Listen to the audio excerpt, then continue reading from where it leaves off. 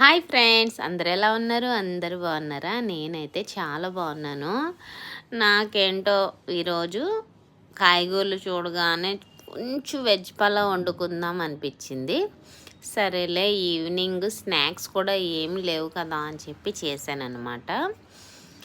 మీకు కావాలంటే చూడండి, కానీ మేము ఆల్రెడీ తిన్నాం కూడా, చాలా బాగుంది. ఇలా ఎప్పుడైనా కాయగూరలు ఉంటే ఇంకా యాడ్ చేసుకోవచ్చు, ఉన్న దాంట్లో కూడా వండుకోవచ్చు. చూడండి, నేను గరం మసాలాలన్నీ ఆయిల్లో ఫ్రై చేశాను. ఆయిల్లో ఫ్రై చేయలేదు, ఘీలో ఫ్రై చేశాను. తర్వాత ఉల్లిపాయలు ఫ్రై చేసుకున్నాను. తర్వాత అల్లం వెల్లుల్లి పేస్ట్.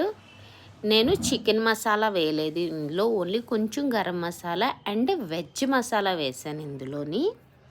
బాగా ఫ్రై అయిన తర్వాత వెజిటేబుల్స్ ఏమేమి ఉన్నాయో అన్నీ వేసేసుకోవడమే. నా దగ్గర అయితే క్యాప్సికమ్ ఉంది, బంగాళదుంప, క్యారెట్, బీట్రూట్ ఉన్నాయి, వేసాను నేను. పిల్లలు కూడా చాలా ఇష్టంగా తింటారు కదా, అందుకని చెప్పి. మనకి ఇవన్నీ మసాలాలో బాగా ఫ్రై అవ్వాలి. ఫ్రై అయిన తర్వాత కావాలంటే 2 టమాటాలు కూడా వేసుకోవచ్చు. యాక్చువల్గా వేసుకోరు, నేనైతే వేసానన్నమాట. నాకు టమాటా ఆ ఫ్లేవర్ అంటే చాలా ఇష్టం, అందుకే వేసుకున్నాను. మీరు కావాలంటే వేసుకోండి, లేకపోతే స్కిప్ చేసుకోండి. తర్వాత కొత్తిమీర, పచ్చిమిర్చి, పుదీనా వేసాను. వేసి అందులో వాటర్ వేయకండి మీరు, జస్ట్ మూత పెడితే జస్ట్ మనకి కొంచెం సాఫ్ట్గా అవుతాయి అన్నమాట. ఒకసారి బాగా కలిపేసుకొని ఇందులో మనం కొంచెం సాల్ట్ యాడ్ చేసుకుందాం. నేను దమ్ ఇస్తున్నాను కదా రైస్, జీడిపప్పు కూడా, ఇదిగో క్యాప్సికమ్ కూడా యాడ్ చేసేస్తున్నాను.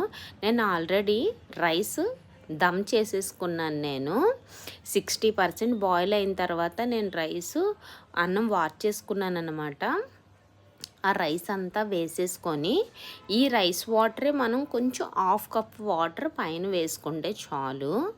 అంతేనండి. మీకు కావాలంటే పుదీనా, కొత్తిమీర పైన వేసుకోండి. నేను అలాగ ఒక పావు గంట దమ్ అయిన తర్వాత కలిపానన్నమాట. నాకు రైసు చాలా పొడి పొడిలాడుతూ చాలా బాగా వచ్చింది. చూస్తుంటేనే నాకు నోరు వాటర్ అవుతుందన్నమాట. అంత టేస్టీగా ఉందండి. ఎప్పుడైనా ఇలా ట్రై చేయండి, చాలా బాగుంటుంది. హెల్త్కి హెల్త్, మనకి టేస్ట్కి టేస్ట్ అన్నమాట. ఇంకేంటి విశేషాలు?